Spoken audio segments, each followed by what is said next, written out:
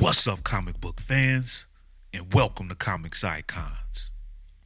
Now, JJ, what they call me, and today we got the third and final installment of the Joker Year 1 by way of Batman number 144.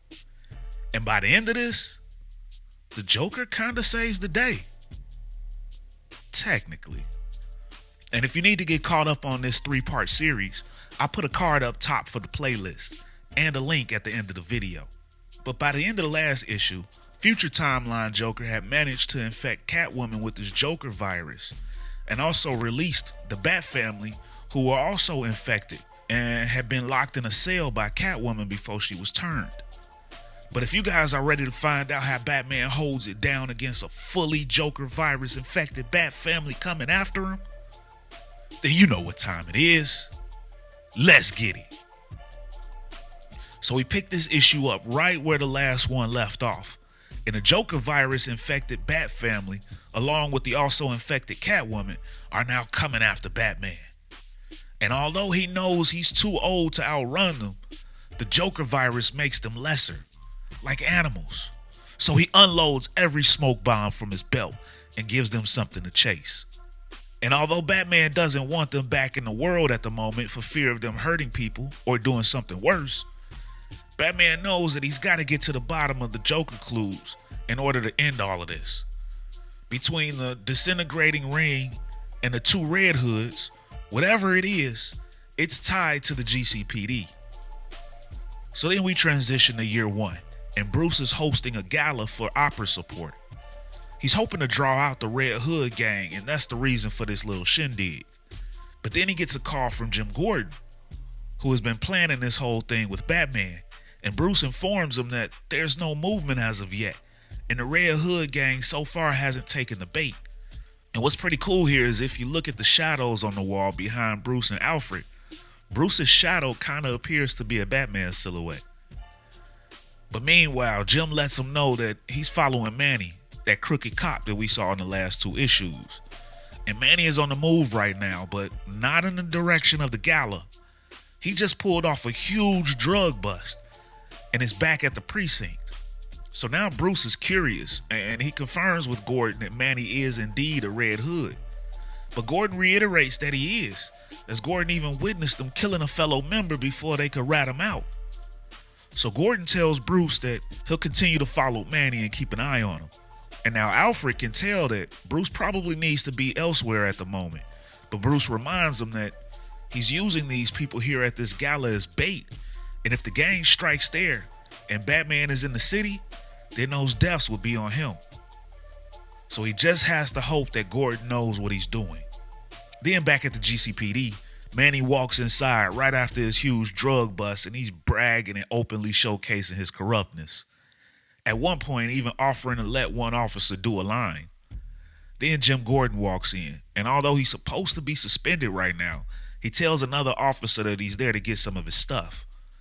Meanwhile, he walks past a guy in a clown costume that's giving a statement at the moment.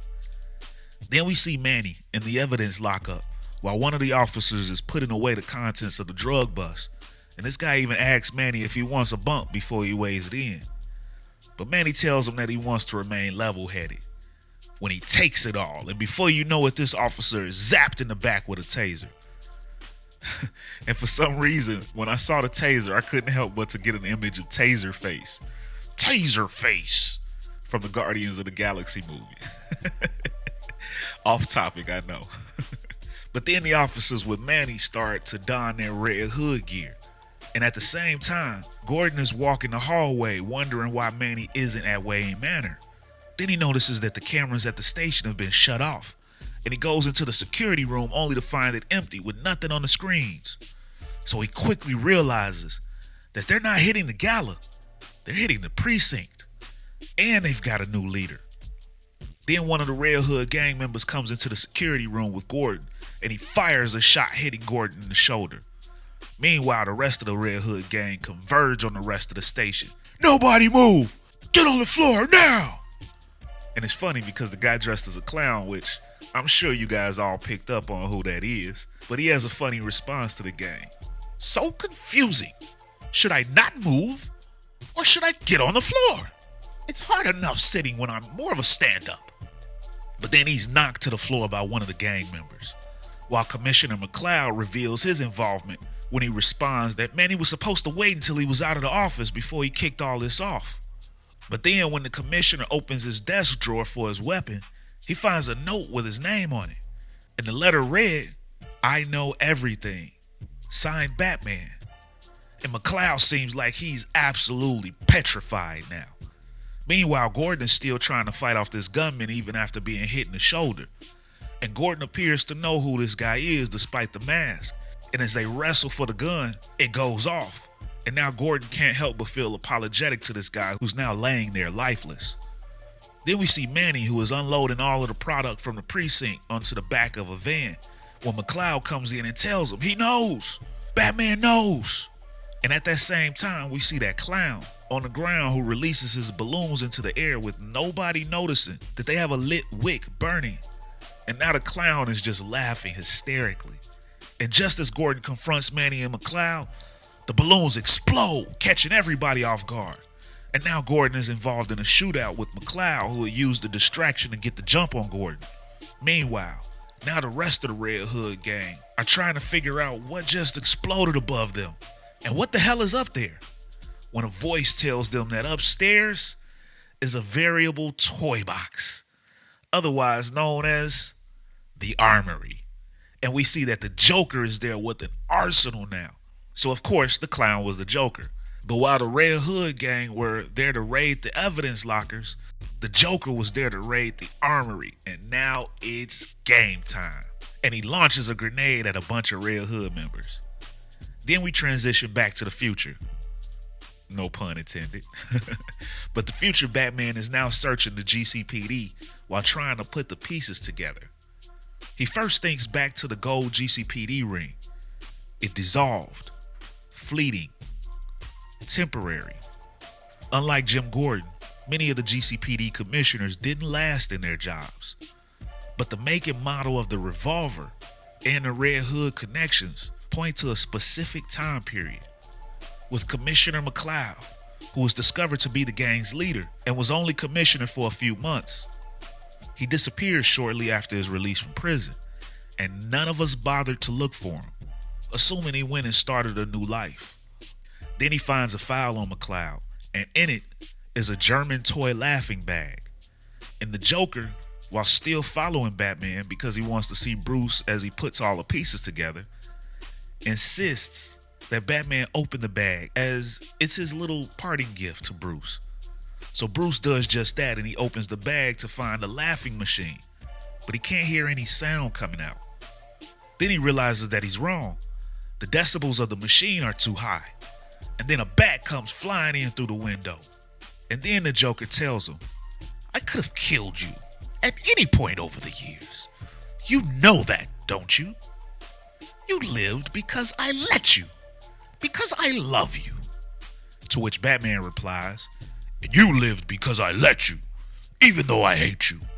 Then Batman realizes what the Joker has actually done here. He led Batman to a cure, as Batman notices that the bat cures the Joker virus when he sees an unconscious Jason Todd now cured. So the Joker created a virus that only a bat could cure, then gave the cure to Batman. A vicious cycle. But back in year one at the GCPD, Gordon now has the drop on McLeod, and he tells McLeod to drop his gun, which he does after letting Gordon know that he'll kill him.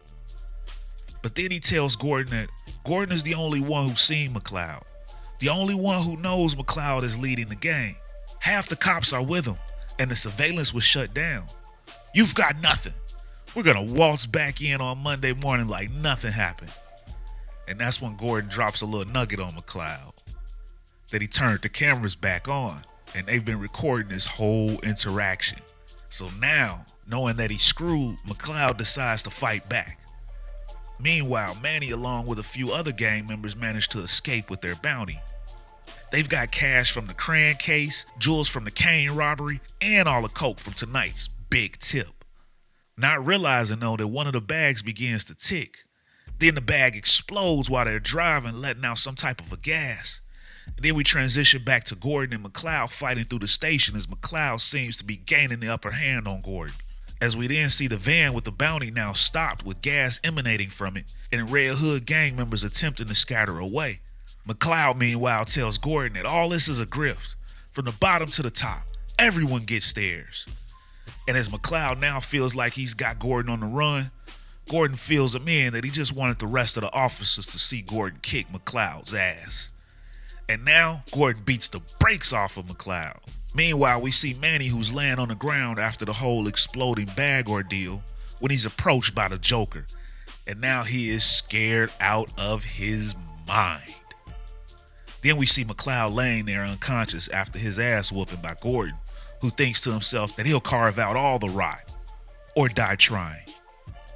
And I don't think I'll have to do it alone, as we see Batman finally approaching the precinct. Then we transition back to Manny, who's now waking up on a gurney while in a mirrored room, and he's freaking out not knowing what's going on, as a voice says to him, "Hello, Manny. Good news. My antidote worked. The bad news? I just didn't have time to give it to the rest of your crew. Thanks again for hand-delivering my product to the precinct. Couldn't have done it without you." Then as Manny tries to escape, he sees number 22 there, dead. And the voice continues, "Red Hood 22? Nice guy. But I really needed to test out my fun little toxin on someone. It's a work in progress. Just like me. Best to test it on a number 22 before I try it on numero uno." But Manny pleads as he runs, I'm not the leader. Commissioner McCloud is." To which the response is, "Oh, I know. And believe me, I have plans for your good old commish. He's going to prison for a long time. But when he's out, I'm going to do some experiments on him. Just like I did with 22.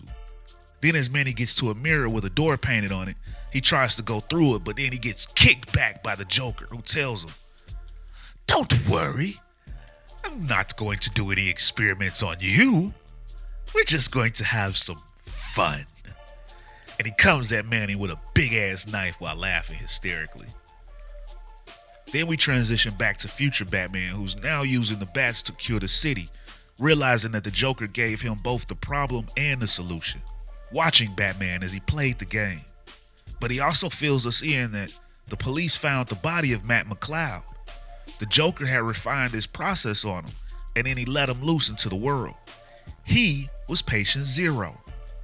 Then Batman thinks to himself that the Joker could have let the world tear itself apart. So the question remains, and sits at the base of my heart after all this time. This man, this demon, this whirlwind of controlled chaos, how many times over the years could he have simply won?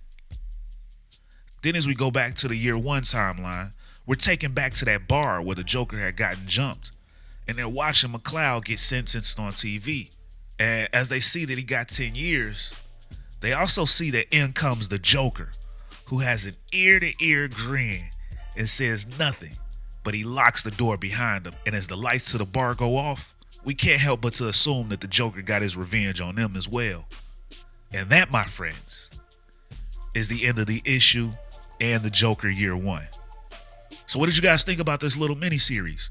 Did you learn anything new from year one of the Joker's run?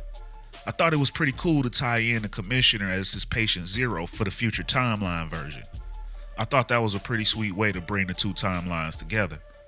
And it was cool how he showed Batman that he kind of holds the power of life and death over him. Almost like he's both the poison and the antidote to the city. But I love to hear what you guys thought. So, as always, please jump in those comments and let me know how you saw it. And if you liked the story. And if you guys enjoyed this video and this channel, and you'd like to support the channel, then you can do so by joining the new Iconic Fan Club channel membership. With your membership, you'll gain access to weekly interactive live streams with yours truly in front of the camera, where we could talk about all that's been going down in these issues, as well as ones that you'd like for me to go over in the future, and other comic book news, as well as previews for upcoming videos. Plus, you guys will get loyalty badges, member shoutouts in these videos, and more. Or you can donate to the channel with a super thanks. And if you're not able to do that, then you can also still be a really big help to the channel by dropping a like, share, and subscribing to Comics Icons for more icons in the comic book world. But ladies and gentlemen, it's about that time. I'm out. Peace.